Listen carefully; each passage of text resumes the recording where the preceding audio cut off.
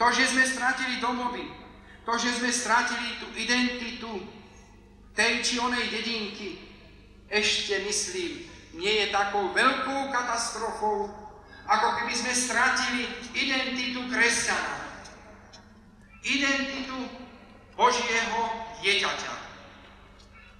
A toto je dôležité, aby sme všetci, ktorí sme rozídení, aby sme tam, kde žijeme, začlenili sa a žili s cirkvou, žili pre cirkev, žili pre spoločnosť, pretože z nej vychádzame. Nemyslíme si, že keď mám zaprieť sám seba a vziať kríž, že to znamená len to, aby som žil kdesi moc vysoko. Človek musí žiť na tejto zemi. Tu je naše miesto, my ju musíme zvelaďovať, zdokonalovať, my ju musíme premodliť.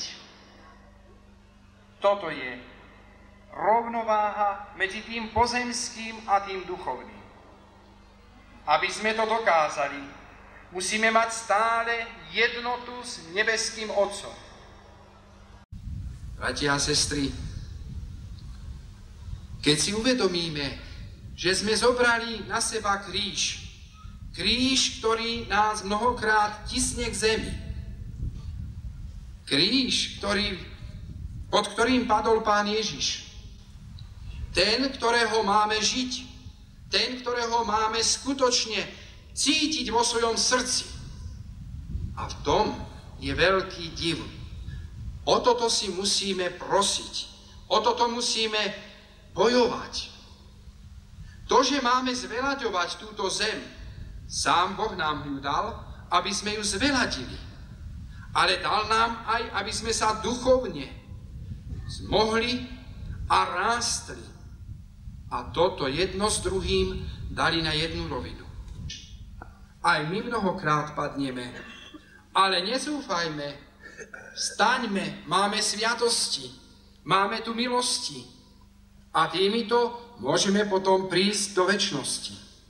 Bratia a sestry, zišli sme sa tu, aby sme spomenuli si na chvíle, ktoré ste tu prežili, na radosť, ktorú prežívate i teraz, i keď snad nám to počasie nepraje. Ale láska, dobrodenie, milosti, ktoré si odnesieme z tejto svätej omše, z tohoto nášho stretnutia, verím, že nie sú posledné, že sa obnoví stretanie týchto žijúcich, veriacich, týchto zatopených obcí. Amen.